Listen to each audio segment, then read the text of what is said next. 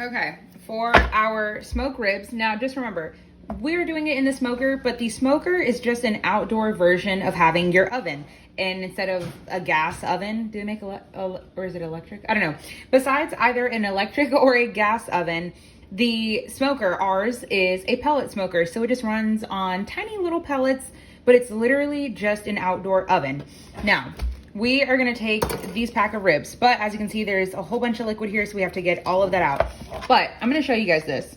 This is not cheap for ribs, at least where we live. And those of you guys that have been following me for a long time, you guys know we were stationed in Oklahoma and the meat was a lot cheaper.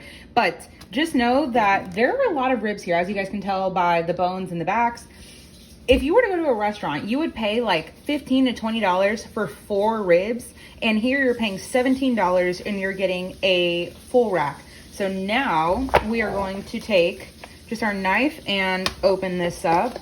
And remember, I'm doing baby backs just because I've been wanting them, but you can do any other type of rib, really. I mean, it's all just about a technique here and just the way you season them. It's not like if you use, how do I explain it? If you were to use a cheaper cut of ribs, which I also have in the freezer that I'm gonna show you guys in another video. Okay, did I not cut this big enough for me to get this out? Woo! Okay. But just because you guys are using a cheaper cut does not mean that you can't make this expensive piece of meat taste like the cheaper piece, or I said that backwards. Oh my goodness, you guys know what I'm talking about. Okay, so now I'm gonna trim off some of the fat here. You guys know I always say like fat is flavor and it will render out, but in certain circumstances it just doesn't. And I don't want a super fatty piece of rib, I want meat. So now once you have a little bit of the fat trimmed, you can just go ahead and throw that away. There really is no point in saving it. Now we are going to flip it over. You guys have seen me make ribs in the oven before. That video is over a year old, but it's still a good video. Now, if you guys watch that video, you guys will have seen me, you guys have heard me, whatever. You guys will remember I tell you guys, you have to take off the membrane on the back of ribs. There's the tiny little membrane that keeps everything together. Now, I know so many people that cook ribs with the membrane on. I want to say that it doesn't make a difference if you leave it on, but in my opinion, it does. Now, the membrane, it's kind of hard to visually tell whether it's there or not. And like just by looking at it, I can't really tell you guys whether it is or it isn't, because it isn't until I cut into it that I can see it. I've been cooking for a while and I've been making ribs for a while, but it's still just one of those things where you kind of just have to feel for it and see if it's there. So what I like to do is take one of the hard pieces of rib and run my finger along it to make sure that you're not stabbing into the meat. So what I'm gonna do is I'm gonna take my knife and put it upward, and I'm going to do a little slit like this, and I'm gonna see if this membrane wants to come off. Now I can see something that kind of is thick like this. And you want to lift it up. Once you can get a little piece off, it makes it a lot easier to grab everything else. Okay, so there is a membrane here. Please also do not mind any of the cleaning going on in the background. It's just real life here. Now, I will tell you, it is hard to grab this with your fingers. Obviously, it's meat, it's very slippery, and with the knife, once you get a good piece, you don't want to keep going in with the knife. So what I recommend doing is just peeling it off. But if you can grab a paper towel, yeah, I'm gonna need a paper towel for this. But if you can grab a paper towel, it'll make life so much easier for you. And if you wanna leave it on, just go for it. It is an extra step, but I will tell you that your ribs not only will taste better, they're gonna slice better, because it doesn't affect the taste whatsoever. It's just about the sliceability and getting through the rib, really. Okay, so after a couple of minutes here, it took me a while to kind of get the membrane. To be honest, this is the hardest time I've ever had to do it, but you guys know I'm always very honest and I show you guys everything. So if you can get it where you have like a nice taut piece that you can just kind of keep pulling, and sometimes you're gonna get it from the middle and not on the sides and you'll just have to go back. But I have a paper towel here just in case, but it is really tough. And as you can tell, like, I mean, it reminds me of like sausage skin, if that makes any sense. So you just want to peel it off, and you can already tell by visually looking at it, you can actually see the meat through the other side, and there isn't like this fibrous membrane that's just going to be connected in the end. We're just going to keep peeling it. Eventually, we'll come back. So now for our ribs, I'm going to just start with the back side because Well, because I am. And that way they obviously have like a curve on them. So when I flip them over, all of the seasoning isn't gonna get stuck to the cutting board. Now, at this point, you kind of want to have everything ready because I already went and washed my hands, but you want to make sure that you obviously are not cross-contaminating things and like cracking black pepper and putting on salt with your bare hands and everything's, you know, germified. So I have my homemade barbecue seasoning. I have shown you guys this before. I believe I have a separate video just on the barbecue seasoning, but in case for whatever reason I just forget to link that, I am going to type out the barbecue seasoning in the bottom. Feel free to double it, triple it, half it, however you want. I keep this, well, I keep it until it's done because no waste. But I'd recommend just having some on hand, and buying seasonings, like seasoning blends, are so expensive. So you might as well make it yourself. In here, from like memory, it's paprika, brown sugar, salt, pepper, garlic, onion, mustard powder, and a couple other things that I just can't remember. Now, for the glue, essentially, I've talked about this before. Even in my other video, I use this. I'm just using the Mustard Girl yellow mustard. I personally recommend, or not even personally, I highly recommend using only yellow mustard, because yellow mustard, those of you guys that know, I do not like mustard. I absolutely hate mustard. I am not, you're never gonna see me order like a hamburger or a hot dog and ask for mustard. It's just not my thing. I would much rather have ketchup. But having mustard on barbecue, if Roman is letting you guys know, having mustard on barbecue is something that you don't taste. You don't taste the mustard. You don't get any of that mustard flavor. You just get like a spackleness, and it just works. I'm telling you, trust me, just try it out. Maybe not an expensive piece if you're super nervous about it. Try it on, I don't know why you'd coat a steak. Try it on something cheap, and I'm telling you, it is worth it. So we are going to lather this in mustard, and I can't really give you an exact measurement because I guess it just depends on how thick your ribs are and how big they are and how many you're doing. But I would say you're gonna need about 1/4 cup. And this is clearly almost finishing. Ugh, but it's okay, I have like 75 more bottles.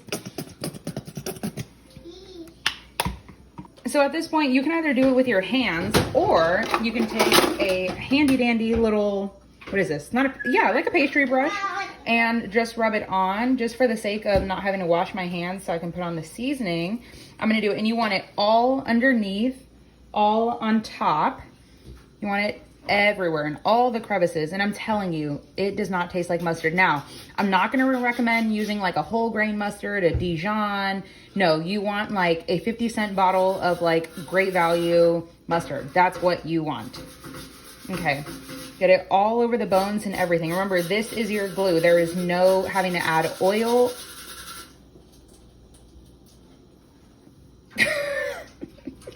There is no having to add any oil or anything. I hate that this is touching my counter. It's like absolutely disgusting. Okay, now I'm just gonna scrape a little bit of this off. Oh, I guess I have to touch it. It's okay. No, okay. Now we're gonna take our seasoning. You want to be very, very heavy with the seasoning. There's no point in seasoning something if you're gonna be cheap with it. Like, no. You need to be like grandmother serving portions. Like very, very generous here. So, and I would say when you make this, if you're gonna use it like for ribs or for barbecue, you definitely want to have a good amount of this seasoning just on hand. I think Roman just hit the camera and he is now playing with it. Okay, well, we're gonna stop that shaking. Okay, and we will come back when I have the backside seasoned. So now for our ribs, I have the backside done, but just to make it easier, not really easier on like dishes, but just easier in general, I'm gonna take my I'm gonna take the rack that I'm gonna put it on in our smoker. Like I said, it's a pellet smoker and it's also vertical, so it's not like one of those long ones. I'll definitely show you guys, but it has a bunch of racks in it, so I took one of the racks out just to make it easier. And I'm gonna take the ribs and I'm just gonna put them seasoned side down, the first seasoned side down. Okay, I have to wash my hands and then I can show you guys. Okay, now, no one come for me for my ugly burnt pan. I promise I'm getting new ones, but they still work. So, like I've said before, your girl is not spending money that I don't have to. So we're gonna do the same thing. I might just have to get that other bottle of mustard. Okay, quick intermission. Okay, I had to like scrape the jar of mustard, or the container, bottle. Okay, This should be pretty good though. Like I said, we want a good coating, but it doesn't have to be such a thick coating. You mainly just want it to spackle so that you can have, oh my God, I can just tell these are gonna be so good and I'm so excited. I wish I had like a better angle to show you guys. And then I get super nervous when I have to go outside and my neighbors, like our backyards are like facing each other. So if they're out there, they just hear me talking and then they're like, is she crazy? Because there's nobody out there. Okay, then we're gonna do the same exact thing, just a super heavy amount of seasoning. Now, if you were to do it without the mustard and you just absolutely hate it, you don't even want to try, I would say you could do a bit of oil. The thing is that once you put oil on something, nothing else is going to penetrate and go through. So your seasoning is really just going to be on top and it's not going to give it that chance for everything to really like go into the meat. So I wouldn't even know what to honestly recommend. Maybe just like a brush of apple cider vinegar or something, or white vinegar.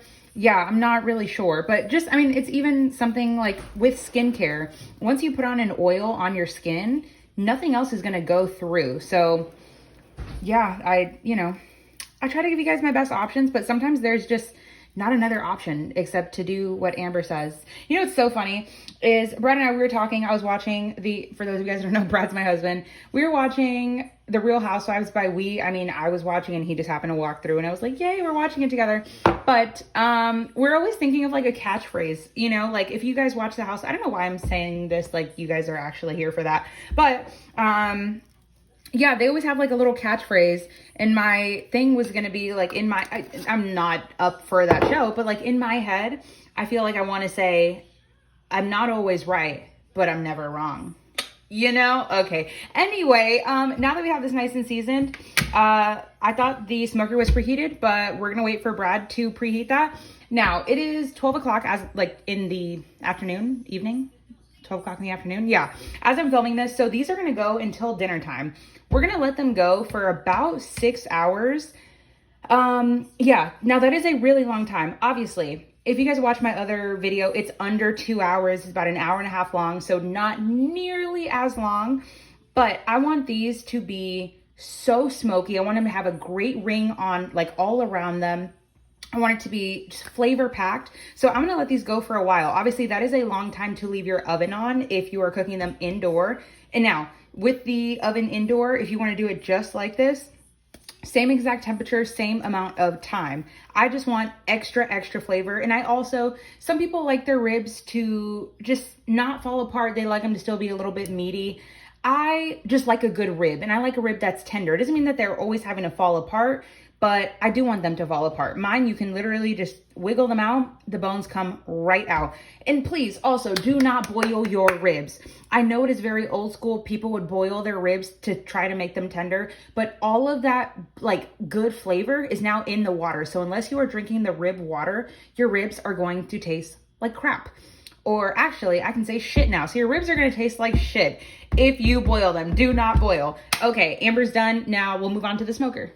Then we have the smoker at 225 and they're gonna cook for a couple of hours. I'll tell you guys when we come back how long they've been in and if I think they could have gone maybe less time. But anyway, our smoker, oh, you guys can definitely see me. Oh, hello. But our smoker has a water pan in the bottom. I know you guys definitely can't see. We're gonna open this, obviously very hot. I was gonna put them in, no tray needed. Just slightly above, and we're gonna let them go for about 6 hours. Okay, so I would definitely be lying if you guys did not see the fact that I am sitting on the couch right now. This is real life, a paper plate here. Clearly, we were way too hungry, but do you guys see that beautiful smoke ring? To some of you guys, you might be thinking, that's not cooked, but it is. You get like this pink ring around the meat. Oh my God, literally glistening. So ready.